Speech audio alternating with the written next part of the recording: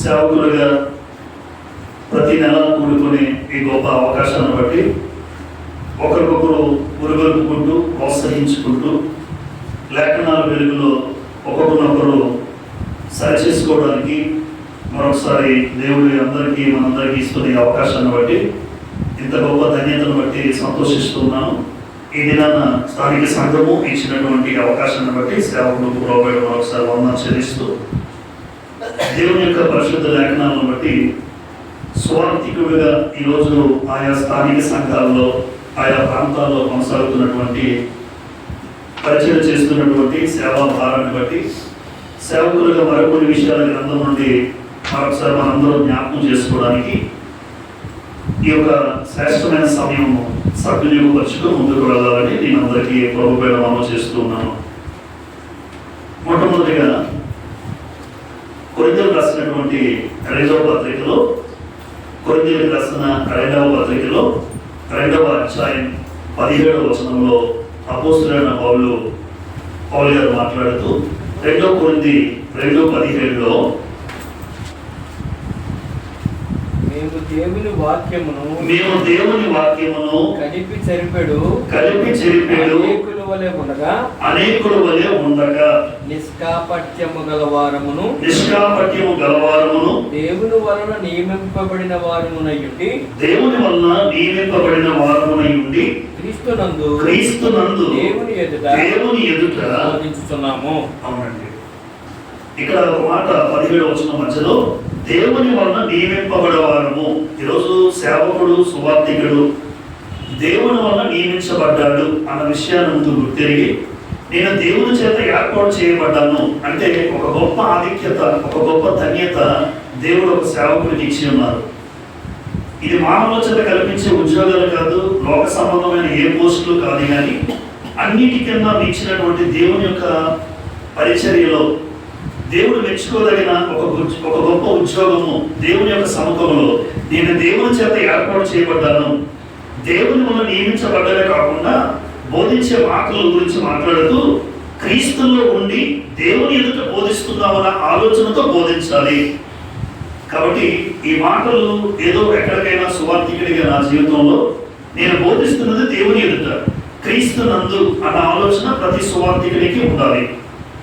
పైగా నేను దేవుని వల్ల నియమించబడ్డాను.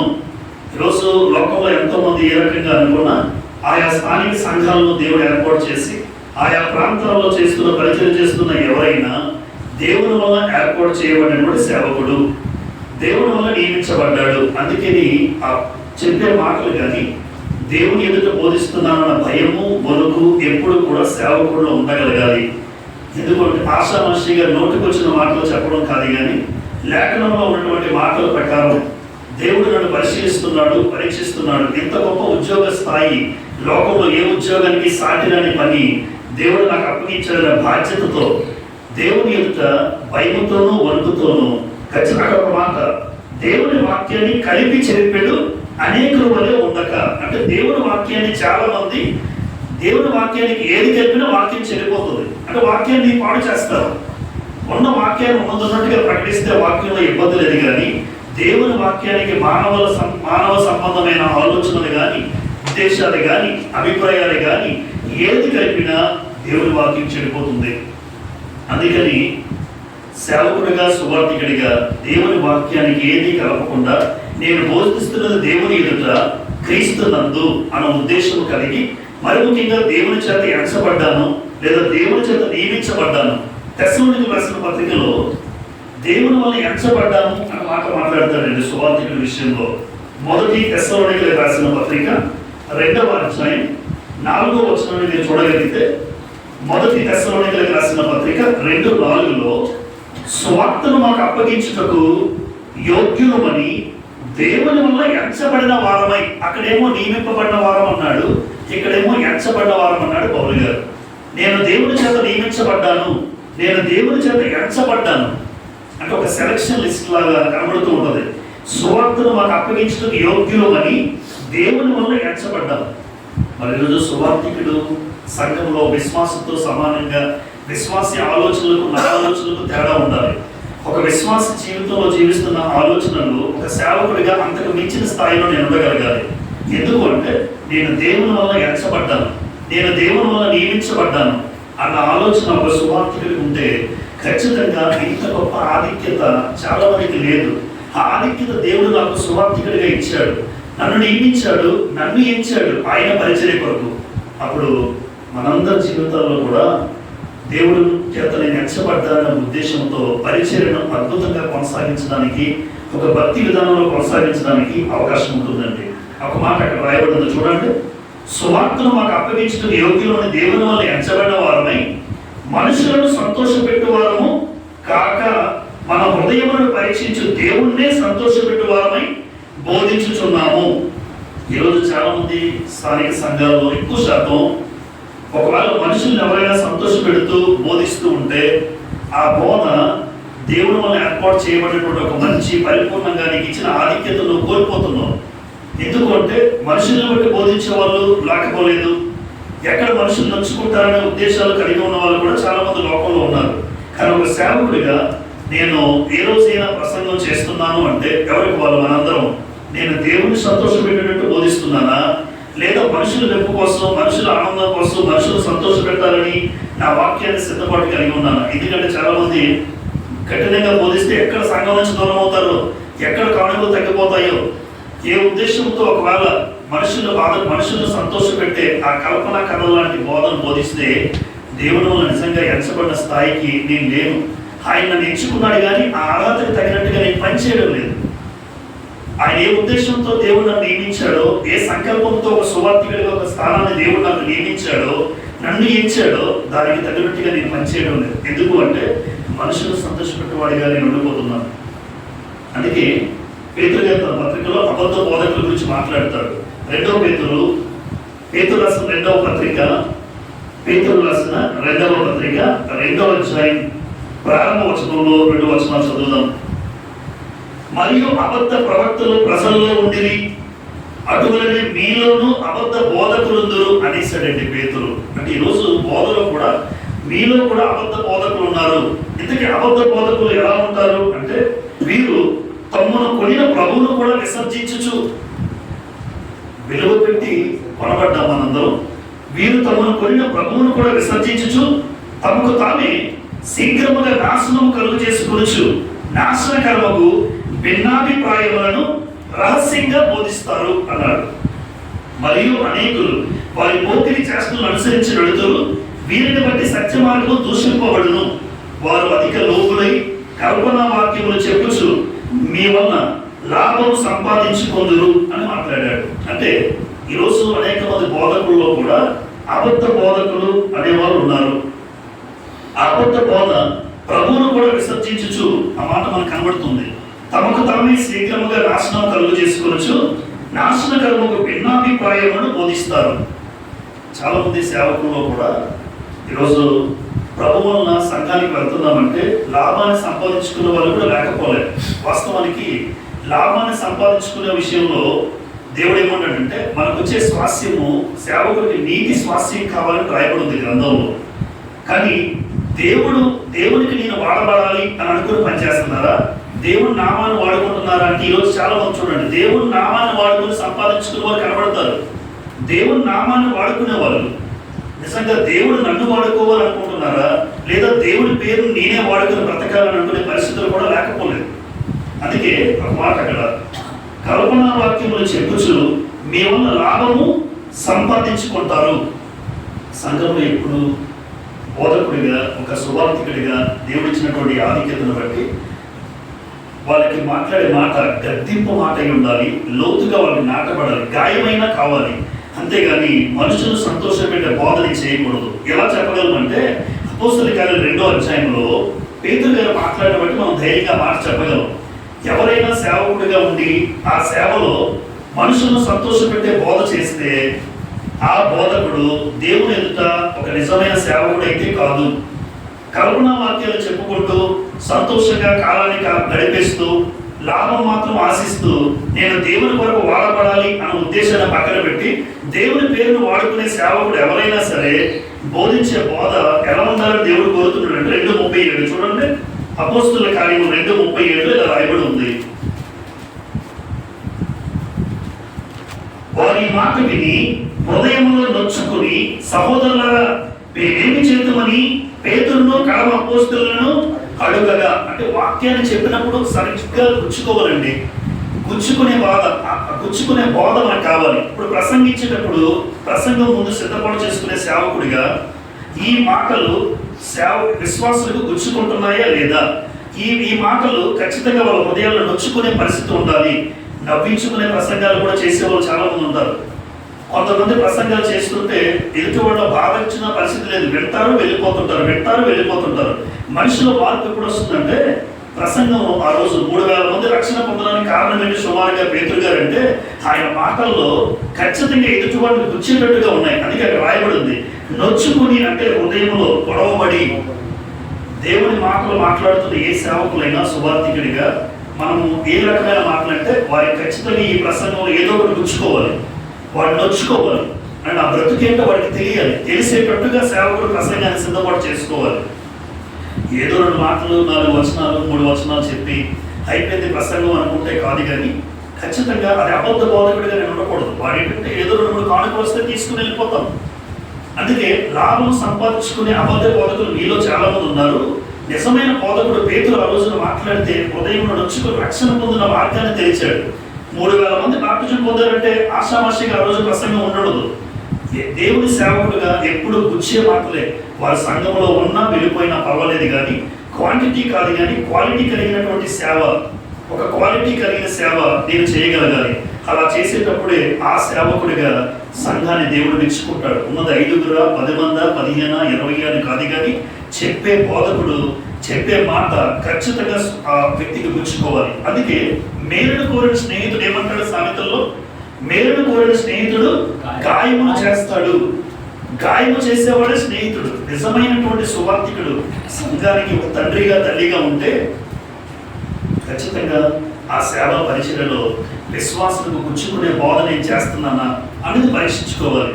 ఒకవేళ ఏదో 2 మాటలు ఏ ప్రసంగమైనా అవతల వ్యక్తికి అక్కడి నుంచి, బ్రదర్ ఈరోజు నాకు ఈ మాటలు గుచ్చుకున్నాయి, ఈ మాటలు నా జీవితాన్ని మార్పు చేశాయి అని ఖచ్చితంగా చెప్పేటట్టుగా ఉండాలి. అందుకే చూడండి, హృదయంలో నొచ్చుకొని సామెతల గ్రంథం 20:30 ఈ మాట మనం చదువుకుందాం. చూడండి, సామెతలు 20:30.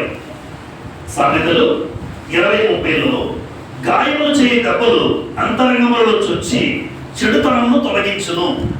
నువ్వు గాయం చేసి వాక్యం చేత ఎంతమంది విశ్వాసులకైతే గాయపరుస్తారో ఆ గాయాన్ని బట్టి వాడిలో ఉన్న చెడుతనం పోవాలి, చెడు ఆలోచనలు పోవాలి.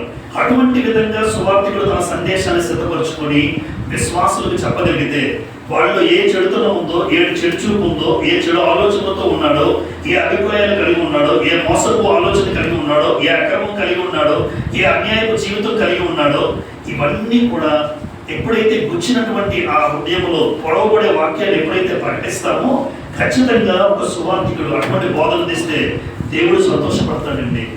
ఖచ్చితంగా దేవుడికి ఆనందమే.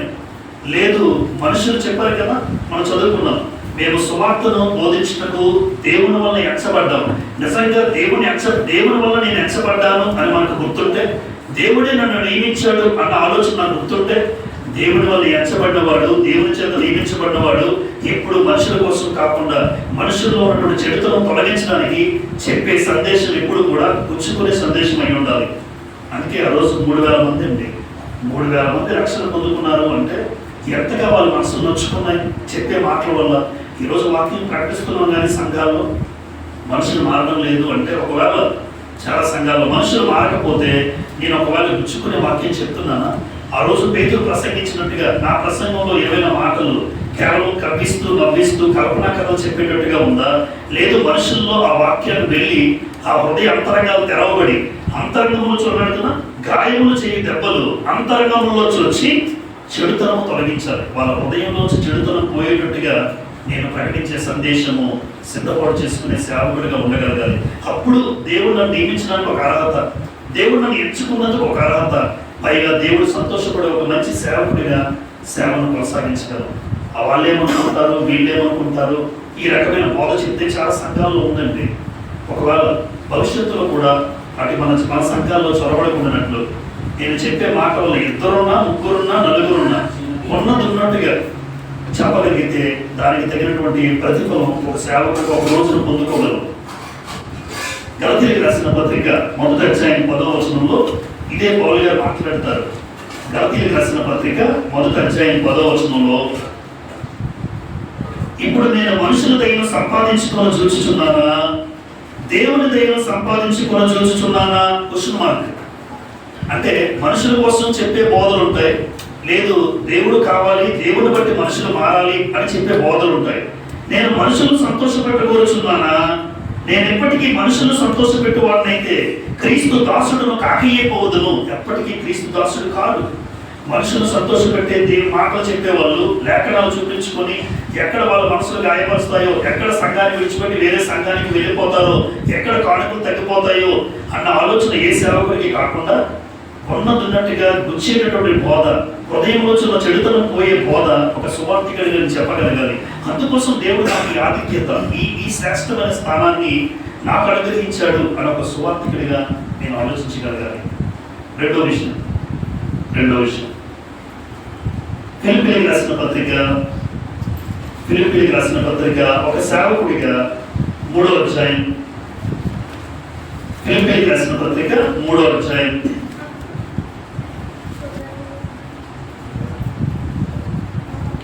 7 నుంచి 9 వచనాలు చదువుతున్నాను, చూడండి. ఫిలిప్పీలకు రాసిన పత్రిక 3వ అధ్యాయం 7 నుంచి 9 వచనాలు. అయినను ఏవేవి నాకు లాభకరములై ఉండెనో వాటిని క్రీస్తు నిమిత్తము నష్టముగా ఎంచుకుంటుని, నిశ్చయముగా నా ప్రభు అయిన యేసు క్రీస్తును గూర్చిన అతి శ్రేష్టమైన జ్ఞానము నిమిత్తమై సమస్తమును నష్టముగా ఎంచుకొనుచున్నాను. 9వ వచనం ప్రాముఖ్యమండి. క్రీస్తుని ఆయన యందు అగపడు నిమిత్తము ఏ విధము చేతనైనను మృతుల్లో నుండి నాకు పునరుత్థానము కలుగవలెనని, ఆయన మరణ విషయంలో సమాన అనుభవం గలవాడనై ఆయనను ఆయన పునరుత్థాన బలమును ఎరుగు నిమిత్తము, ఆయన శ్రమంలో పాలివాడినటి ఎత్తితో ఎరుగు నిమిత్తము సమస్తము నష్టపరుచుకొని వాటిని పెంటతో సమానంగా ఇచ్చుకొనుచున్నాను అని పౌలు గారు మాట్లాడారు ఫిలిప్పీ పత్రికలో. మనందరికీ తెలిసిన వచనాలు. అయితే ఇక్కడ ఒక మాట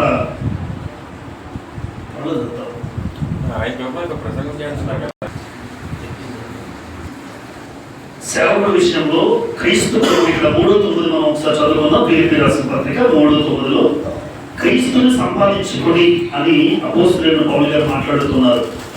ఒక సేవకుడిగా మన బ్రతుకు కాలంలో సంఘ పరిచయంలో భాగంగా నేను క్రీస్తు ప్రభువుని సంపాదించుకునే స్థాయిలో ఉన్నానా, లేదా నేను క్రీస్తుని సంపాదించుకున్నానా? ఇప్పుడు పౌలు గారు మాట్లాడుతున్నారు, నేను క్రీస్తుని సంపాదించుకున్నాను అని. ఈరోజు నేను క్రీస్తుని సంపాదించుకున్నానా అన్న ఒక సేవకుడు మనం చెప్పగలమా? చెప్పగలిగే స్థాయిలో నేను ఉన్నానా? ఒక సేవకుడిగా పరీక్ష. క్రీస్తుని సంపాదించుకొని, వాస్తవానికి క్రీస్తుని సంపాదించుకున్న వారు ఎలా ఉంటారు? క్రీస్తుని సంపాదించుకున్నటువంటి ఒక సేవకుడు ఎలాంటి పరిచయం చేసేవాడు అయి ఉండాలి అంటే, కొరింథీయులకు రాసిన 2వ పత్రిక, ఆ వ్యక్తులను ఆ సేవకుడు మనం ఏమనొచ్చు అంటే క్రీస్తుని సంపాదించుకున్నాడు ఈ సేవకుడు.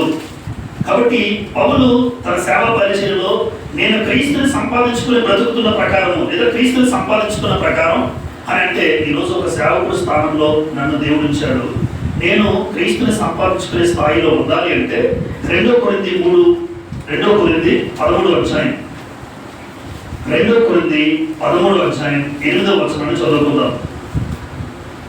మేము సత్యమునకు విరోధముగా ఏమీ చేయలేము గాని సత్యము నిమిత్తమే చూసారా, సత్యమునకు విరోధంగా ఏమీ చేయనేరము అన్నాడు. యోహాను సువార్త 17:17 ప్రకారం ఆయన వాక్యమే, ఆ వాక్యమే సత్యం. ఇప్పుడు ఒక సేవకుడిగా సత్యానికి విరోధంగా ఏది చేయకూడదు. కానీ చాలా సంఘాల్లో చూడండి, శుభకార్యాలు అయినప్పుడు కానీ శుభకార్యాలు అవుతూ ఉంటాయి. ఈ శుభకార్యాల పరిస్థితుల్లో ధాన్యం వేసి ఆ రకరకాల కార్యక్రమాలు చేస్తూ ఉంటే, అటువంటి పరిస్థితుల్లో కూడా సేవకుడు తల ఉంచుకునే పరిస్థితులు కొన్ని సందర్భాలు ఏర్పడుతూ ఉంటాయి. అంటే ఆచారాలతో, సాంప్రదాయాలతో, కట్టుబాట్లతో ఇది మాకు అలవాటు, ఇది నేను చెయ్యాలి అనుకున్న వాళ్ళు కూడా లేకపోలే. దానికి ఒక సేవకుడిగా మనం సపోర్ట్ చేస్తామనుకోండి, ఇంకా అది సత్యానికి అనుకూలంగా చేస్తున్నామని చూడండి. సత్యానికి విరోధముగా మేమేమీ చేయనేరము అన్నాడు. ఎప్పుడు వాక్యానికి విరోధంగా ఏది చేసినా ఆయన వాక్యమే సత్యం. 119వ కీర్తన 160లో కూడా ఉంటుంది. 119:160లో ఆ వాక్య సారాంశమే సత్యము అంటాడు అక్కడ కీర్తనకారుడు. వాక్య సారాంశం సత్యం. మరి ఈరోజు సత్యానికి భిన్నంగా సంఘాల్లో, సంఘ సువార్థికులు కొనసాగుతున్న మన జీవితాల్లో, విశ్వాసుల జీవితాల్లో కొన్నిసార్లు సత్యానికి విరోధంగా అనేక పనులు చేయాల్సిన పరిస్థితులు ఏర్పడుతూ ఉంటాయి. ఈరోజు రీసెంట్గా మా సంఘంలో జరిగిన సంఘటన మీకు చెప్తాను నేను. ఎందుకంటే భార్యాభర్తలు సంఘానికి వచ్చేవాళ్ళు, బ్రదర్ కూడా ఇక్కడ ఉన్నారు కనుక, సంఘానికి వచ్చేవాళ్ళు వాళ్ళు ఇద్దరు రక్షణ పొందుకొని కుమార్తె పుష్పవతి యొక్క యవ్వన ప్రయాణానికి వస్తే వాళ్ళు ఎలాంటి పరిస్థితుల్లో చేశారు అంటే డ్యాన్స్లు వేసుకుంటూ రోడ్ల నుంచి వచ్చారు. డ్యాన్స్లు వేసుకుంటూ అందరూ కూడా చూసి నిజంగా సంఘానికి వచ్చినటువంటి అవమానం కలుగుతుంది, బాధ కలిగింది. బ్రదర్ ప్రార్థన చేయడానికి రండి అన్నారు. మీరు వచ్చినా రాకపోయినా నేను మీ దగ్గరికి రాలేను, మీరు అటువంటి కార్యక్రమాలు చేస్తే నేను రాను అనేదో బ్రదర్ ఉన్నారు కాబట్టి ఆయన కూడా తెలుసు, ధైర్యంగా చెప్పగలను. సత్యం మీరు వాక్యాన్ని బట్టి చేస్తే నేను వచ్చి మీకు ప్రార్థన చేస్తాను. మీరు వాక్యాన్ని బట్టి కాకపోతే మీరు వచ్చినా రాకపోయినా, సంఘానికి వచ్చినా రాకపోయినా పెద్ద ఇబ్బంది లేదు. ఎందుకంటే మీరు చెప్పినట్టు చేస్తే అది లేఖనానికి వ్యతిరేకంగా నేను చేసినట్టు. సత్యానికి విరోధంగా ఒక సేవకుడు ఎప్పుడైతే వాళ్ళు ఇచ్చిన 500 కష్టపడో 1000 రూపాయలు కష్టపడో వచ్చిపోయే పరిస్థితులు ఉన్నా లేకపోయినా, ఏ సేవకుడు అటువంటి పరిస్థితులు ఉండకూడదు. ఎందుకు అంటే ఆ వ్యక్తి అలా చేస్తే క్రీస్తుని సంపాదించుకున్నాడు ఎలా అవుతాడు? పౌలు నేను క్రీస్తుని సంపాదించుకున్నాను అని ఎలా చెప్పగలిగాడు అంటే సత్యానికి విరోధంగా ఏది చేయలేదు కనుక. ఈరోజు ఒక సేవకుడు వాక్యానికి విరుద్ధంగా చేసి నేను క్రీస్తుని ఎలా సంపాదించుకోగలను అంటే ఎప్పుడు సంపాదించుకోలేవు. వాక్యానికి అనుకూలంగా చేయు, నువ్వు క్రీస్తుని సంపాదించుకున్న వాడిగా దేవుడు చెప్తాడు. క్రీస్తుని సంపాదించుకోవడం అంటే సత్యానికి విరోధంగా ఏది చేయకూడదు. అది ఆచారాల, కట్టుబాట్ల, సాంప్రదాయాల, విధి విధానాల, లోకమంతా కూడా ఏది చేసినా ప్రార్థన కూడా అక్కడికి వెళ్ళే పరిస్థితి లేదు. వాళ్ళు రాలేదు అని ఎన్నో మాట్లాడుకున్నారట. సహోదరులు వింటూ ఉంటాం, ఏది ఏమనుకున్నా పర్వాలేదు. ఇప్పుడు తల ఉంచుకొని సంఘానికి వచ్చారు, ఆదివారం తల దించుకొని ఆరాధన అవ్వకుండా వందనాలు చెప్పకుండా వెళ్ళిపోయే పరిస్థితి ఏర్పడింది. ఎందుకు ఇటువంటి పరిస్థితులు ఏర్పడ్డాయి చూడండి. వాళ్ళ జీవితాల్లో వాళ్ళకి రక్త సంబంధికులు అందరూ వచ్చారు. వాళ్ళతో మాట్లాడుకుని వాళ్ళ ఉద్దేశాలు, అమ్మ మీరు దేవుని నమ్ముకున్నారు కదా, అలా చేయకూడదు 2 మార్లు 3 మార్లు చెప్పారు. మీరు అటువంటి కార్యక్రమం చేయొద్దు. ఒక మాదిరికరమైన క్రైస్తవ జీవితం లేకపోతే ఇంకా మనకి ఇన్ని రోజులు మీ యొక్క బాప్తిజం పొంది 15 సంవత్సరాలు మీ యొక్క బాప్తిజం ఏముందో చెప్పండి, ఏం తెలుసుకున్నారు? పైగా చుట్టుపక్కల వాళ్ళు దేవుని నమ్ముకున్నారు చూడండి ఎలా తయారైన ఒక మాట అనేసారట అంటారు. ఇంకా సంఘానికి చూడండి, దేవుని నామానికి ఎంత అవమానం. ఒక సువార్థికుడిగా నేనే వెళ్ళి ఈయన ప్రార్థన చేశాడు, వాళ్ళు వచ్చి ఈ కార్యక్రమం చేసుకుంటున్నారు అని అక్కడ కూడా అనేక సందర్భాల్లో ఉంటే ఒక సేవకుడిగా దేవుని నామానికి ఎంత అవమానం. అందుకే సత్యానికి విరోధంగా ఏదీ చేయలేరు అన్నాడు. ఈరోజు క్రీస్తుని సంపాదించుకున్నాడని పౌలు గారు చెప్పగలుగుతున్నారు. ఈరోజు సత్యానికి విరోధమే కాదు, వాక్యాన్ని బట్టి అనేక సందర్భాల్లో పడిపోతూ ఎక్కడ విశ్వాసులు దూరం అవుతారని వాళ్ళకి తగిన విధంగా చేసే సేవకులు లేరంటారా? వాళ్ళకి తగిన విధంగా వాళ్ళకి అనుకూలంగా మార్చుకొని నేను సంఘానికి రామంటారు. వాళ్ళు మనల్ని నడిపించే స్థాయిలో ఈరోజు అనేక సంఘాల్లో కనపడుతుంటారని అక్కడక్కడ. కానీ నేను క్రీస్తుని సంపాదించుకున్నాను అని ఎలా చెప్పగలము? అలా చెప్పగలిగే స్థాయిలో నేను ఎదగాలి అంటే ఎప్పుడు ఉన్నా లేకపోయినా, వాళ్ళు వచ్చినా రాకపోయినా సంఘము మాత్రం ఎప్పుడు క్వాలిటీయే చూస్తాడు దేవుడు. అందుకే పిలువబడిన వారు అనేకులు, ఏర్పరచబడిన వారు కొందరు ఎందుకు అయిపోయారంటే ఫిల్టర్ చేయబడతారు. ఎందరో తండోపతండాలుగా క్రైస్తవానికి పిలువబడినా ఆ ఏర్పాట్లో ఉన్నవారు కొందరే. నిజంగా ఆ కొందరిలో ఒక సేవకులు కూడా కోల్పోయే పరిస్థితి నాకు రాకూడదు. సత్యానికి విరోధంగా ఏది చేయకూడదు. 2, అక్కడే క్రీస్తుని సంపాదించుకోవడం అంటే మోసే మాట్లాడతారు చూడండి. హెబ్రీ పత్రిక మనందరికీ తెలిసినటువంటి వచనం చదువుదాం. 11:24లో క్రీస్తుని సంపాదించుకోవడం అంటే ఎలా? 1 సత్యానికి విరోధంగా ఏది చేయకుండా ఉంటే నేను క్రీస్తుని సంపాదించుకున్నాను. 2 11:24-26లో మోసే పెద్దవాడైనప్పుడు విశ్వాసమును బట్టి ఐగుప్తు ధనం కంటే క్రీస్తు విషయమైన నింద గొప్ప భాగ్యమని ఎంచుకున్నాడు. ఐగుప్తు ధనమా నింద? క్రీస్తులో నమ్ముకుంటే నింద, క్రీస్తు నమ్ముకుంటే నింద వచ్చినా పర్వాలేదు, క్రీస్తుని సంపాదించుకున్నవాడు. ఐగుప్తు ధనం కంటే క్రీస్తు విషయమైన నింద గొప్ప భాగ్యం అన్నాడు. అల్పకాలము పాపభోగం అనుభవించుట కంటే దేవుని ప్రజలతో శ్రమ అనుభవించుట మేలు. ఈరోజు క్రీస్తు నమ్ముకున్నందుకు నింద కలిగినా బాధ కలిగినా ఎవరు ఎన్ని అనుకున్నా పర్వాలేదు, నేను క్రీస్తుని సంపాదించుకున్న సేవకుడిగా ఉండాలి. క్రీస్తు ప్రభువుని సంపాదించుకున్న సేవకుడిగా ఉండాలి అంటే తుచ్చమైన హేయమైన ధనం కోసం ఆశపడకుండా ధనమా సేవ ధనమా దేవుడా? ఈ రోజు ఇక్కడ ఉన్న మాట చూడండి, ఐగుప్తు ధనం కంటే క్రీస్తు ప్రభు నమ్ముకుంటూ వచ్చే నింద గొప్ప భాగ్యం అన్నాడు. ఇది క్రీస్తుని సంపాదించుకోవడం. సత్యానికి విరోధంగా ఏది చేయకుండా ఉండడం క్రీస్తుని సంపాదించుకోవడం. దేవుడు నమ్ముకున్న ప్రజలతో కష్టాలు వెళ్తున్నా పర్లేదు, శ్రమ అనుభవించడం మేలు అన్నాడు. అది క్రీస్తుని సంపాదించుకోవడం. ఈరోజు అనేక మంది స్థానిక సంఘాల్లో మన జీవితంలో నేను ఒక సేవకుడిగా క్రీస్తుని సంపాదించుకునే స్థాయిలోనే నా బోధ నేను కొనసాగిస్తున్నానా? క్రీస్తుని సంపాదించుకునే పరిస్థితులు నాలో ఉన్నాయా? లేదా క్రీస్తు ప్రభు నేను సంపాదించుకున్నానో లేదా అన్న ప్రశ్న మాత్రం ఖచ్చితంగా వేసుకోవాలి. సత్యమునకు వాక్యానికి భిన్నమైనటువంటి పరిస్థితులు కల్పించిన ఆ వాక్యానికి విరోధంగా ఏది చేసే పరిస్థితి ఏ సేవకుడికి రాకూడదు. అయితే వాళ్ళకి ఎలా చెప్పాలి, ఏ విధంగా చెప్పాలి? ఇప్పుడు ఇటువంటి వ్యక్తిత్తులు కొన్నిసార్లు ఏర్పడుతుంటారు విశ్వాసులుగా. ఎందుకంటే అన్నీ తెలియకపోవచ్చు, కొన్నిసార్లు చేసి ఉండొచ్చు. అటువంటి సేవకులను కోల్పోవడం పక్కన పెట్టడం నా ఉద్దేశం కాదు. కానీ అలా అటువంటి వారికి ఎలా చెప్పాలి ఒక సేవకుడిగా అంటే ఎఫెసీ 4:15 ఈ మాట మనం చూడగలం. అటువంటి తప్పిదములు చేసి మరొకసారి ఒక అవకాశంతో వాళ్ళ ఇంటికి వెళ్ళి హృదయపూర్వకంగా ఎటువంటి మాటలు మాట్లాడాలంటే ఎఫెసీ 4:15 ప్రేమ కలిగి సత్యము చెప్పుచు క్రీస్తువులే ఉండుటకు మనం అన్ని విషయంలో ఎదుగుదము. అలా అని చెప్పి వాళ్ళ మీద కోపం కాదు, శత్రుత్వం కాదు, ద్వేషం కాదు. వాళ్ళు మనం చెప్పినప్పుడు ద్వేషంగానే చూస్తారు నేను సేవకుడిగా. కానీ ప్రేమతో వాక్యం అలా చెప్తుంది, వాక్యానికి భిన్నంగా. ఎందుకంటే ప్రేమతో సత్యము కలిగి. ఇప్పుడు వాక్యానుసారంగా చెప్పే ముందు ఏముండాలి? నాకు ప్రేమ ఉండాలి. చెప్పే విషయాల పట్ల ప్రేమ ఉండాలి. నీ పట్ల ప్రేమతోనే మీ ఇంటికి వచ్చాను. మీరు చేసిన పొరపాటు చూసారు, మళ్ళా మీ జీవితంలో మీకు తెలియక చేశారు. అన్యులు చెప్పినట్టు చేశారు, మీ రక్త సంబంధికులు చెప్పినట్టు చేశారు. ఇన్ని సంవత్సరాలు మీ 15 సంవత్సరాల మీ యొక్క రక్షణ విలువ బూడిదలో పోసిన పన్నీరు అయిపోయిందాం.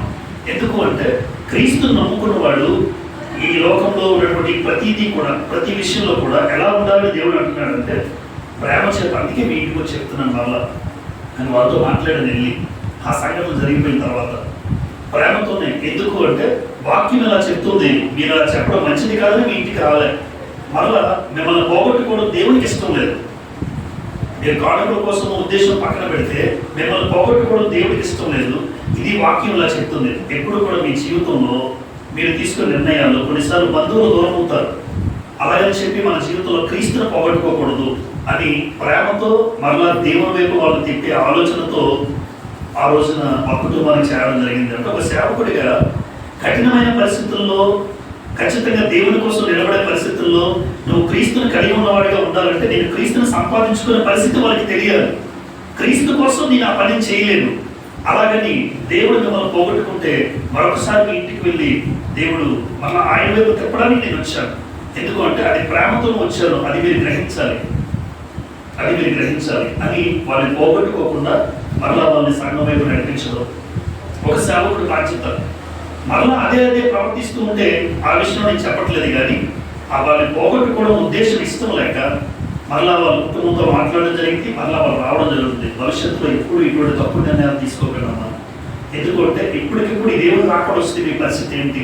మీరు చేసిన ఈ అన్ని కార్యక్రమాల్లో దేవుడు నామం నిన్ను బట్టి కదా నా నామం దూషింపబడుతుంది దేవుడు అన్నాడు అని ఒక సేవకుడు స్థాయిలో దేవుడిచ్చిన ఆధిక్యతను బట్టి మరలా ఇంటికి వెళ్ళి వాళ్ళతో మాట్లాడి వాళ్ళ తప్పును తెలియజేసి వాక్యపు వెలుగులో వాళ్ళని సరిదిద్దడం జరిగింది. ఇంకెన్నడూ మేము చేయని బ్రదర్ అని అన్నారు. అది ఎంతవరకు కొనసాగిస్తారో మనకి పక్కన పెడితే ఆత్మీయంగా వాళ్ళని నడిపించే ఆలోచన మాత్రం ఒక సేవకుడి బాధ్యత కనుక అలా క్రీస్తుని సంపాదించుకోవడం, సత్యానికి భిన్నమైన బోధ, సత్యానికి విరోధంగా ఏది చేసినా ఆ పరిస్థితులను బట్టి అది మనం ఖండిస్తున్నాం. అందుకే అంటారు కదా తిమోతి పత్రికలో దైవజనుడు సన్నదుడై ప్రతి సత్కార్యములకు పూర్ణముగా సిద్ధపడి ఉండినట్లు దైవోపదేశం వల్ల కలిగిన ప్రతి లేఖనము ఉపదేశించుటకును, ఖండించుటకును, బుద్ధి చెప్పుటకును, నీతి యందు శిక్ష చేయడం ప్రయోజనకరం అన్నాడు. ఖండించాలి, గద్దించాలి. అలా గద్దించకపోతే సేవకుడు స్థాయి కాదు. అలా వాళ్ళతో గద్దించి మాట్లాడకపోతే వాళ్ళ హృదయాలు మారవు. అందుకే ప్రతి విషయంలో కూడా సేవకుడిగా మొట్టమొదటిగా నేను దేవుని చేత ఎంచబడ్డాను, నేను దేవుని చేత నియమించబడ్డాను కాబట్టి మనుషులను సంతోషపెట్టే బోధ నేను చేయకూడదన్నా. 2, క్రీస్తు ప్రభువుని నేను సంపాదించుకోవాలి. ఒక సేవకుడిగా నా పరిచర్యలో ఎంతమంది ఆత్మల విషయంలో మనం సంపాదిస్తున్నామో, ఎంత ప్రయాసపడుతున్నావో ఖచ్చితంగా నేను దేవుని క్రీస్తు ప్రభువుని సంపాదించుకునే స్థాయిలో ఉన్నానా లేదా? క్రీస్తు కోసం మనుషుల విషయంలో చెప్పిన మాటల ప్రకారం కాకుండా ఆయన సత్యానికి విరుద్ధంగా ఏది నా బ్రతుకులో నేను చేయకూడదు. ఇది రెండో విషయం. మూడో విషయం చదువుదాం. మూడో విషయాన్ని ఒక సేవకుడిగా ఇది అందరం చేస్తూ ఉంటాం. ఒకసారి మళ్ళీ జ్ఞాపకం చేసుకుందాం. యోహాను సువార్త 21వ అధ్యాయం. పేతురుతో యేసు ప్రభువు మాట్లాడుతున్నటువంటి ఈ మాటలో 2 కార్యాలు చేయమంటాడు, మేపమని కాయమని. ఆ మాట మనం జ్ఞాపకం చేసుకుందాం. సేవకుడిగా సువార్తికుడిగా సంఘంలో యోహాను సువార్త 21:15లో ఈ మాట రాయబడి ఉంది. 21:15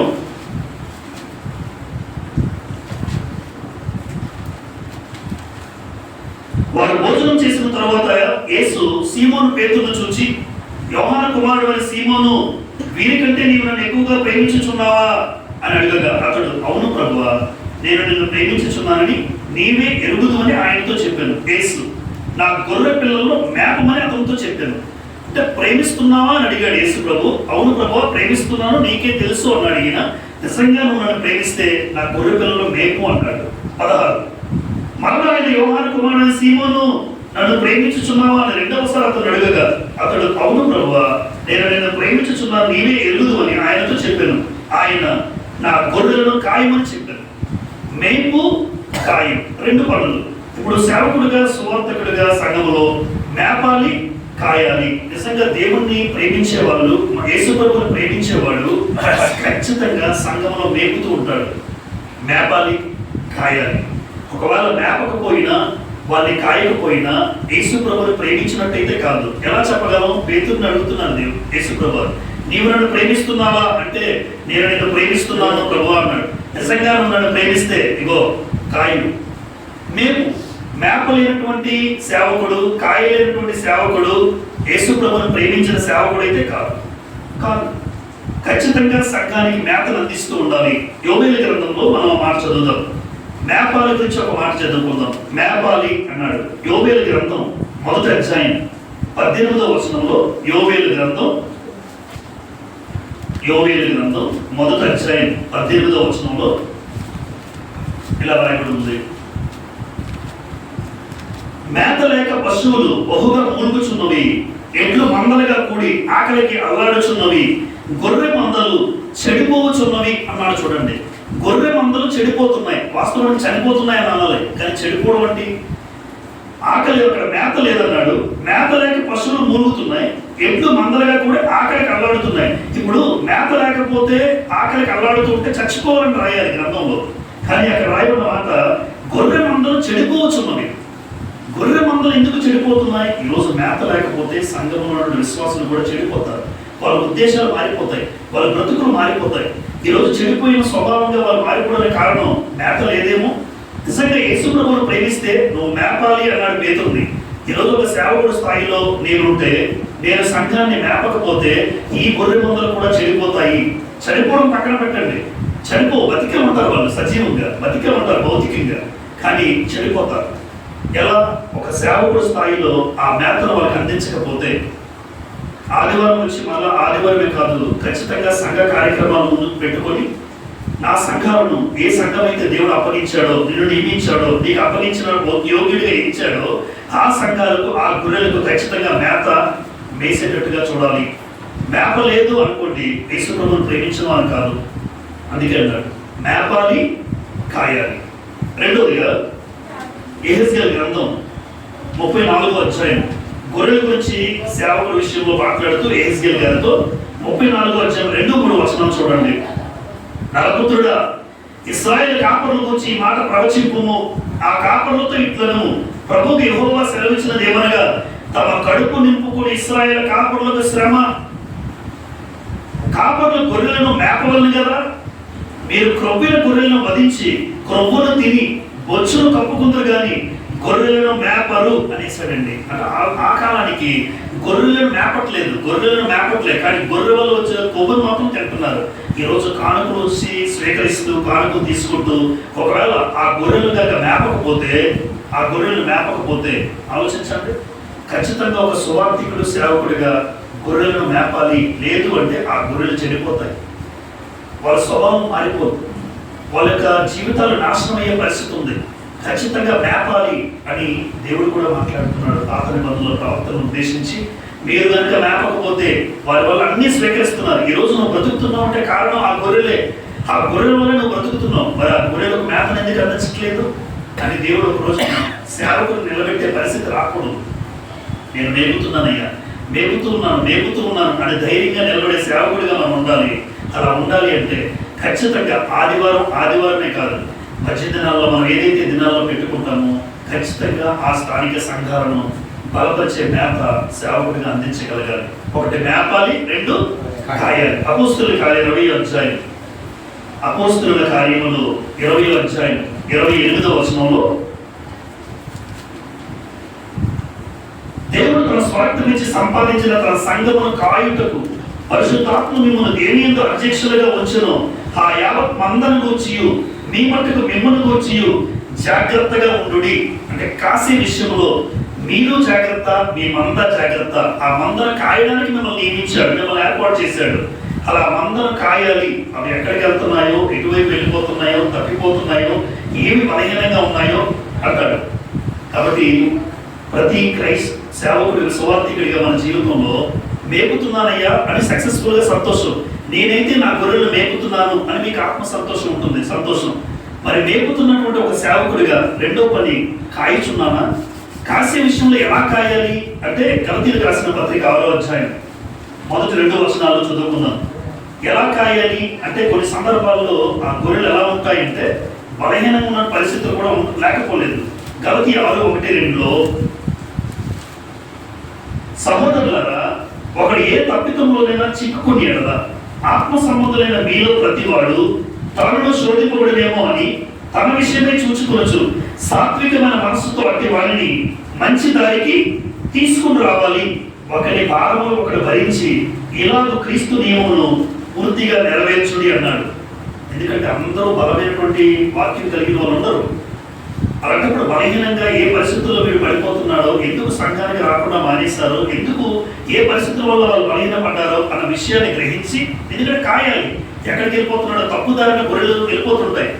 బాగా మేత వేసిన గొర్రెలు వెళ్తూ వెళ్తూ వెళ్తూ ఎటువైపు వెళ్ళకూడని స్థలానికి వెళ్ళిపోయి చేయకూడని పనులు చేస్తూ ఉంటే ఆ గొర్రెలు ఎలాగైతే కాపరి ఆపుతాడు, అటు వెళ్లకుండా ఆపుతాడు. కాపరికి తెలుసు కనుక ఈరోజు ఒక సేవకుడి స్థాయిలో ఉన్నటువంటి దేవుడిచ్చిన ఈ ఆధిక్యతను బట్టి ఈ గొర్రెని నేను కాయాలి. ఏ పరిస్థితుల్లో రాలేకపోతున్నారు, ఎందుకు రాలేకపోతున్నారు, ఎక్కడికి వెళ్తున్నారు, ఏ విషయంలో బలహీనంగా ఉన్నారు, ఏ విషయంలో తప్పిదాలు ఉన్నాయో వారికి తెలియజేసి ఆ గొర్రెని సరిచేయాలి. యాకోబు 5:19లో కూడా మరొక మాట చదువుకుందాం. యాకోబు 5:19లో సుమారు గారిగా మాట్లాడతారు. అక్కడ కూడా యాకోబు గారు 5:19లో నా సహోదరులారా, మీలో ఎవడైనాను సత్యము నుండి తొలగిపోయినప్పుడు మరి ఒకడు అతని సత్యమునకు మళ్ళించిన ఎడల అంటాడు. అంటే వాక్యంలోంచి ఒకవేళ తిరిగిపోయారు, తెలియలేదు, చేశారు తప్పిదములు, అలాంటి వారిని సహితము మరలా మన వైపు తిప్పుకునే పరిస్థితి సేవకుడికి ఉండాలి. ఎందుకు అంటే వాడు సత్యం నుండి తొలగిపోయాడు, మరలా సత్యాన్ని తీసుకొచ్చే ప్రయత్నం చేయగలగాలి. అది కాయడం.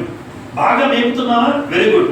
మరి కాస్తున్నావా అంటే సత్యము నుంచి ఎప్పుడైతే తొలగిపోయాడో, ఏ బలహీనతలో పడిపోయారో ఆ బలహీనత తెలుసుకోవాలి, ఆ ఇబ్బందికర పరిస్థితి తెలుసుకోవాలి, ఆ కుటుంబ నేపథ్యం తెలుసుకుని సత్యం వైపు మరలా తీసుకొస్తే నిజంగా ఆ గొర్రెలు నేను కాశాను అనే ధైర్యంగా దేవుని దగ్గర నిలబడే పరిస్థితులు ఉంటాయి. ఈ ప్రయత్నాన్ని దేవుడు చూస్తాడు. నువ్వు చేస్తున్న ప్రయత్నాన్ని బట్టి నిజంగా గొర్రెలు కాస్తున్నాడా ఈ సేవకుడు, నిజంగా గొర్రెలు మేపుతున్నాడా ఈ సేవకుడు అని ఇక్కడ మనందరి గురించి దేవుడు ఈ సమయంలో చెప్పలేడంటారా? ఒక సేవకుడి విషయంలో ఖచ్చితంగా ప్రతి పరిస్థితిని దేవుడు వెంటనే చెప్పగలరు కదా. నిజంగా మేపుతున్నానా, నిజంగా కాస్తున్నానా? ఎహెజ్కేలు గ్రంథంలో అంటారు కదా, బలహీనమైన వాటిని మీరు బలపరచరు అంటాడు. అక్కడ బలహీనంగా ఉన్న వాటిని బలపరచరు, ఏ సంస్కృతులు ఉన్నాయో వాటికి కట్టుకట్టరు, గాయము పడిన వారిని కట్టుకట్టరు అంటారు. ఇవన్నీ ఉద్దేశాలు ఒకటే. ఏ ఉద్దేశాలు బట్టి వాళ్ళ సంఘానికి దూరమైనా, సంఘం నుంచి తప్పిపోయినా, సత్యం నుంచి తప్పిపోయినా మరలా సత్యానికి నడిపించడమే సేవకుడిగా నేను కాయడం. హెబ్రీ పత్రిక 13:17లో హెబ్రీ 13:17లో ఆత్మల విషయంలో మన గురించి మాట్లాడుతూ సేవకుల విషయంలో, నాయకుల విషయంలో హెబ్రీ 13:17లో మీ పైని నాయకులుగా ఉన్నవారు లెక్క ఒప్ప చెప్పవలసిన వారి వలె మీ ఆత్మలను కాయచున్నారు అంటాడు. మరి సంఘంలో ఉన్న ఆత్మను కాసేవాడు సేవకుడైతే ఆత్మను కాసేవాడు ఖచ్చితంగా లెక్క చెప్పాలి. ఆ గొర్రె ఎందుకు పాడైపోయింది, ఆ గొర్రెను కాసేవా, ఒక రోజు లెక్క అడగడా? వచ్చిన గొర్రెల విషయంలో నీ దగ్గర ఉన్న గొర్రెలన్నీ దేవుడికి తెలుసు. మీ పైన నాయకులుగా ఉన్న వారు లెక్క చెప్పాలి. మీ ఆత్మలు కాస్తున్నారు, నేను ఆత్మలు కాయిచున్నాను, ఆ కాసే పని దేవుడు నాకు అప్పగించు. మేత వేసేటప్పుడు ఆ మేత వేయించాలి, కాసేటప్పుడు కూడా. ఈ రెండు సందర్భాల్లో బ్యాలెన్స్ చేసుకుంటూ తప్పిదంలో పడ్డవాడిని మందిరానికి తీసుకుని మళ్ళీ దేవుని వాక్యంలో పెంచడం, ఆ వాక్యాన్ని ఆ మేతను అందించడం. లేదంటే వాళ్ళ స్వభావాలు చెడిపోతాయి. క్రమంగా వస్తున్న వాళ్ళు, బాగా వస్తున్న వాళ్ళకి మేతను అందించాలి. క్రమం తప్పిన వాళ్ళకి క్రమం తప్పిపోకుండా మళ్ళా మేతను అందించడానికి మందిరాన్ని నడిపించాలి. ఇది సేవకుడిగా మూడో విషయం. మరొక విషయం జ్ఞాపకం చేసుకుందామంటే సమయాన్ని బట్టి మరొక విషయం, హెబ్రీయులకు రాసిన పత్రిక 12వ అధ్యాయం, క్షమించండి, కొరింథీయులకు రాసిన 2వ పత్రిక 12వ అధ్యాయం. 4వ విషయం 2 కొరింథీ 12వ అధ్యాయం. అపోస్తలుడైన పౌలు కొరింథీయులకు రాసిన పత్రిక 12వ అధ్యాయం 15వ వచనం చూడండి. కాబట్టి నాకు కలిగినది యావత్తు మీ ఆత్మ కొరకు బహు సంతోషంగా వ్యయపరచెదను, నన్నును నేను వ్యయపరచుకుందును. ఒక శ్రేష్టమైన మాట సేవకుడిగా మాట్లాడేటండి. ఈరోజు చాలా మంది మీరు ఆ పని చేస్తున్న వాళ్ళు ఉన్నారు. ఆత్మల కొరకు వ్యయపరిచే వాళ్ళు ఉన్నారు. నన్నును నేను వ్యయపరచుకుందును. ఒక సువార్థికుడు, ఒక సేవకుడు దేవుని కోసం ఖర్చు అయిపోవాలి. నేను అలా అంటాను.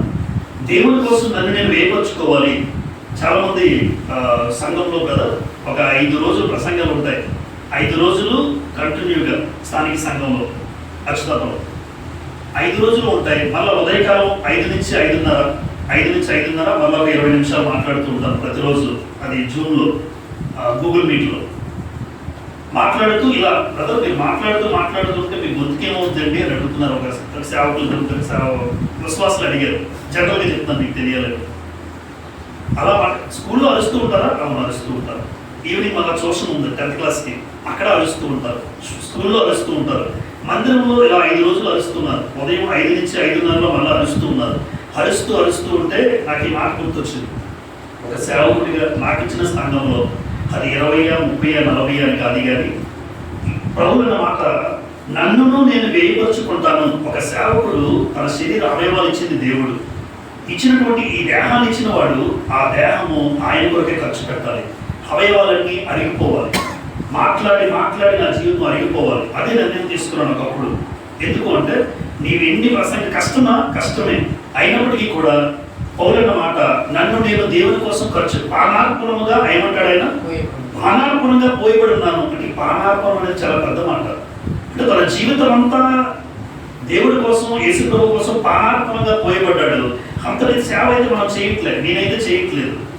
సహోదరులు చాలా మంది బయట ప్రాంతాలకు వెళ్ళి విస్తారంగా వాళ్ళ తనాన్ని ఖర్చు పెట్టి వాళ్ళు ఉన్నారు. విస్తారంగా అరిగిపోతుంటాయి, కాళ్ళు అరిగిపోవాలి. నాకు ఇచ్చిన దేహంలో ప్రతి అవయవం కూడా ఆయన కోసం ఖర్చు పెట్టాలి. నన్ను నేనే వేయపరుచుకునే పౌలన్నట్టుగా అంత సేవ నేను చేయకపోయినా, నాకు ఇచ్చిన అవయవాలు అరిగిపోయినా పర్వాలేదు, మీకోసం సేవా పరిశ్రమ ముందుకు వెళ్ళాలి, ఈ సేవ ఫలించాలి. అలాంటప్పుడు ఈ గొంతుకి ఇచ్చింది దేవుడు. ఆయన మాటలు ప్రకటించడం ఎంతైనా ప్రకటిస్తూ ఉంటాను అని ఒక సేవకుడిగా నేను ఈ మాటలు బట్టి హెచ్చరించబడ్డాను. ఆయన తన జీవితాన్ని త్యాగం చేశాడు, తను తాను వేయపరుచుకున్నాడు. ఈరోజు ఏంటి నా జీవితంలో దేవుని కోసం ఖర్చు పెట్టగలిగాను? నా జీవితంలో కనీసం దేవుడు నాకు ఇచ్చిన అవయవాలు, ఈ అవయవాలు ఇచ్చింది ఆయన కనుక ఈ అవయవాలతో దేవుడు మహిమపరచబడు. అదే అంటారు కదా, నీ దేహము దేవుని వల్ల మీకు అనుగ్రహింపబడి అని.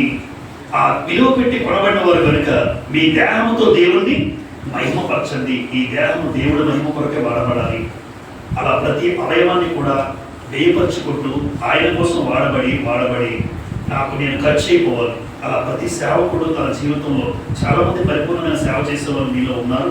అటువంటి గొప్ప సేవకుడిగా భవిష్యత్తులో కూడా నన్ను నేను వేయపరుచుకునే సేవ నేను చేయాలి. అది ఆర్థికంగా అయి ఉండొచ్చు, శారీరకంగా అయి ఉండొచ్చు, మానసికంగా అయి ఉండొచ్చు. ఏది ఏమైనా నన్ను నేను వేయపరుచుకునే సేవకుడిగా దేవునికి కనబడాలి. అది నా విషయం. చివరిగా ఈ మాట చెప్పి నేను చేస్తానండి. 2 తిమోతి పత్రిక 4వ అధ్యాయం, 2 తిమోతి పత్రిక 4వ అధ్యాయం 15వ వచనం చదువుదాం. 2 తిమోతి 4:15లో 4:5లో 2 తిమోతి 4:5లో అయితే నీవు అన్ని విషయములలో మితముగా ఉండుము, శ్రమపడము, సువార్తికుని పని చేయము, నీ పరిచర్యను సంపూర్ణముగా జరిగించుము. అని పౌలు గారు తిమోతికి రాస్తూ ఉన్నారు. అన్ని విషయంలో ఒక సేవకుడు ఎలా ఉండాలి? మితంగా ఉండాలి. మితము అన్న మాటకు అర్థం మనందరికీ తెలుసు. అంటే ఒక సేవకుడిగా నిద్రలో మితం ఉండాలి అని అంటారు. నిద్రలో మితం ఉండాలి. అందరిలాగా పడుకునే స్థాయి నాకు రాకూడదు. ఒక ఆయన అంటాడు, మా కింద అపార్ట్మెంట్లో బ్రదర్, వాళ్ళు అన్ని ఉదయం వస్తుంటే మీ ఇంట్లో మాట్లాడబడుతున్నాయి ఉదయం 5 గంటల టైంలోనే అని తుడుస్తూ ఉంటాడు అపార్ట్మెంట్స్. మీరు ఎలా ఎప్పుడు వడి తీసుకుని వెళ్తూనే ఉంటారు. ఒక అన్యులు ఎర్ర బట్టలు వేసుకున్న మాలో కూడా వేసుకున్న వాళ్ళు, మీరు ఎప్పుడు పడుకుంటున్నారు అని అడుగుతున్నాడు ఆయన. దేవుని స్తోత్రం అండి అనుకున్నాను. అంటే అంత అబ్జర్వేషన్ చేస్తున్నాడు. మాటల్లో లైట్లు వేసి ఉండడం. మీరు ఎప్పుడు పడుకుంటున్నారు, ఎప్పుడు స్కూల్కి వెళ్తున్నారు, ఎప్పుడు సంఘానికి వెళ్తారు, ఎప్పుడు తిరుగుతూనే ఉన్నారు అని ఎప్పుడు పడుకుంటాను అడుగుతున్నాడు. పడుకుంటాను, పడుకోకపోతే ఎలా వెళ్ళాలంటే ఆయనతో మాట్లాడాడు. అంటే మితము అనేది నిద్రలో మితం, ఆహారం తిండి తినే విషయంలో మితం, మాట్లాడే విషయంలో ఎవరితో ఎక్కడ ఎలా మాట్లాడుతున్నాం, అన్యులతో ఉన్నప్పుడు ఎలా మాట్లాడాలి, సంఘంలో ఎలా ఉండాలి. అంటే సేవకుడిగా అన్ని విషయంలో మితముగా ఉండమన్నాడు పౌలు గారు తిమోతికి. అంటే ఏది ఎక్కువ కాకూడదు, మితముగా ఉండు, శ్రమపడు, సువార్తికిని పరిచయం, నీ పరిచయం సంపూర్ణంగా జరిగించు అన్నాడు. కొరింథీయులకు రాసిన మొదటి పత్రిక 9వ అధ్యాయం, మొదటి కొరింథీ 9వ అధ్యాయంలో మితముగా ఉంటే వచ్చే ఫలం ఏంటో చదువుకుందాం ఒకసారి. మొదటి కొరింథీ 9వ అధ్యాయం 24 నుండి చదువుతాను. పందెపు రంగం ముందు పరిగెత్తు వారందరూ పరిగెత్తుతారు కానీ ఒక్కడే బహుమానం పొందని మీకు తెలియదా? అంతే, 10 మంది పరిగెత్తినా ఒక్కడే గెలుస్తాడు. అటువలే మీరు బహుమానం పొందినట్లుగా పరిగెత్తుడి. 25 మరియు పందెం ముందు పోరాడు ప్రతివాడు అన్ని విషయములందు మితముగా ఉంటాడు. పందెం ముందు పోరాడేవాడు ఎక్కువ తినడు, అంటే తింటే పరిగెత్తలేడు, ఓడిపోతాడు. ఈరోజు క్రైస్తవ సువార్థికుడిగా కూడా అన్నింటిలో కూడా నేను మాట్లాడే విషయంలో కానీ, ఆహారం తీసుకునే విషయంలో కానీ, ఒకవేళ మన జీవితంలో నిద్రపోయే విషయంలో కానీ మితం ఉండాలి. విపరీతమైన నిద్ర సోమర్థనానికి దారితీసే పరిస్థితులు కూడా లేకపోలేదు.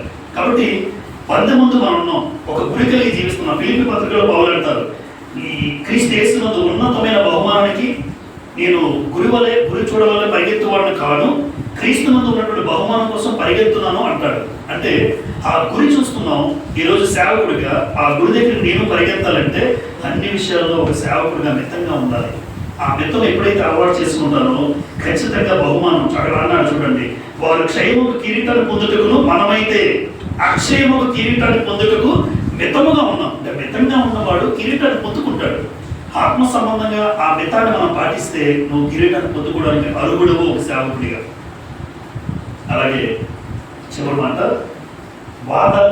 వాగ్వాదాలు పెట్టుకోవద్దు. ఒక సేవకుడిగా దేవుడిచ్చే సూచన ఏంటంటే ఎవరితో కూడా వాగ్వాదాలు అని మనం పెట్టుకునే పరిస్థితి ఎవరికి రాకూడదు ఒక సేవకుడిగా. చూడండి, తిమోతికి రాసిన మొదటి పత్రిక చివరి సందర్భం ముగించేస్తాం. 1 తిమోతి 6:20-21 చదువుతాం. పౌలు సేవలోకి పంపిస్తూ తిమోతికి చివరి మాట, హెచ్చరించిన మాట ఏంటంటే 1 తిమోతి 6వ అధ్యాయం 20-21లో, ఓ తిమోతి, నీకు అప్పగింపబడిన దాన్ని కాపాడి అపవిత్రమైన వృత్తి మాటలకు, జ్ఞానమని అబద్ధంగా చెప్పబడిన విపరీత వాదములకు దూరంగా ఉండు. వాదాలు పెట్టుకోలకు నువ్వు దూరంగా ఉండు తిమోతి.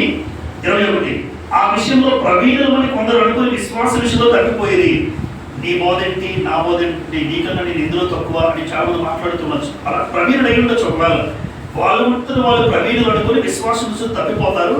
నువ్వైతే నీకు వచ్చిన దాంతో ఏదైతే నీకు అప్పగించాను చూసావా తిమోతి, నీకు అప్పగించిన దాన్ని బట్టి నువ్వు ప్రకటించు అంతే. అంతేగాని ఎవరితో నీకెంత టాలెంట్ ఉంది, నాకెంత టాలెంట్ ఉంది, రండి చూసుకుందాం, నీకెంత నాలెడ్జ్ ఉంది, నాకెంత నాలెడ్జ్ ఉంది అని ఎవరైనా అంటే అటువంటి వాళ్ళకి దూరం అయిపోదు. ఆ ప్రవీణులు అనుకుని వాళ్ళు అనుకుంటున్నారు, ప్రవీణులు అనుకుని కొందరు అనుకుని విశ్వాస విషయంలో తప్పిపోతున్న విషయం వాళ్ళకి తెలియట్లేదు. నా టాలెంట్ మీకు తెలియదు బ్రదర్ అంటారు ఒక ఆయన. ఏమో నాకు తెలియదు బ్రదర్ మీ టాలెంట్ గురించి. వాదాలు అయితే లేదు, ఏది వాస్తవం అది గ్రహించి ముందుకు వెళ్తున్నాం అంతే. ఇప్పుడు మీతో డిబేట్లు పెట్టుకుని, మీతో మాట్లాడే వాగ్వాదాలు పెట్టుకునే పరిస్థితి గ్రంథం అయితే తిమోతికి పౌలు చెప్పట్లేదు. 2 తిమోతి చూడండి, అక్కడే 2 తిమోతి 2వ అధ్యాయం 14 చివరి మాటలు 2 మాటలు. 2 తిమోతి 2:14 వినువాన్ని చెరుపుటికి కానీ మరి దేనికి పనికిరాని మాటల గురించి వాదం పెట్టుకుని ప్రభు ఎదుట వారికి సాక్ష్యం ఇచ్చు ఈ సంగతులు వారికి జ్ఞాపకం చేయి. వినువాన్ని చెరపడానికే ఇప్పుడు కూడా పెట్టుకున్నారంటే విశ్వాసం చూస్తారంటే ఏమనుకుంటారు జనరల్గా. వినువాన్ని చెరపటికే కానీ ఎందుకు పనికిరాని మాటల గురించి వాదం వద్దు. తీతు రాసిన పత్రిక చివరి మాట, తీతు 3:9 తీతు 3:9 అవివేక తర్కములను, వంశావళులను, కలహములను, ధర్మశాస్త్రమును కూర్చిన వివాదములను, నిష్ప్రయోజనము వ్యర్థమై ఉన్నవి కనుక వాటికి దూరముగా ఉండము. మతభేదములు కలిగించు మనుషులకి 1-2 మార్లు బుద్ధి చెప్పిన తర్వాత వారిని విసర్జించు. అట్టి వాడు మార్గము తప్పి తనకు తానే శిక్ష విధించుకున్నవాడు. ఉన్నదేంటో చెప్తాము, గ్రహించాడో లేదో, 1-2 సార్లు అన్నాడు. అంతేగాని వాగ్వాదాలకు పోయి నా టాలెంట్ నీ టాలెంట్ అన్నమాట మనకి దేవుని దృష్టిలో సేవకులుగా అందరూ ఒకే రకమైనటువంటి ఆలోచన విధానం కలిగి ఉండాలని దేవుడు కోరుతున్నాడు. ఎప్పుడు వాదాలకు వెళ్ళే పరిస్థితి మన జీవితంలో రాకుండా, వాదాలు పెట్టుకునే పరిస్థితి రాకుండా, నాకు ఎంత వచ్చిందో దాన్ని ఇంకా నేర్చుకుంటూ లేఖనానుసారమైన జ్ఞానాన్ని కలిగి వాదాలు పెట్టుకోకుండా సేవ పరిచయం ముందుకు కొనసాగించాలని నన్ను నేను హెచ్చరించుకుంటూ ప్రాణపూర్వకంగా మీ అందరికీ కూడా ప్రోగ్రాం ఆలోచిస్తున్నాను. అందరికీ ఉన్నాను.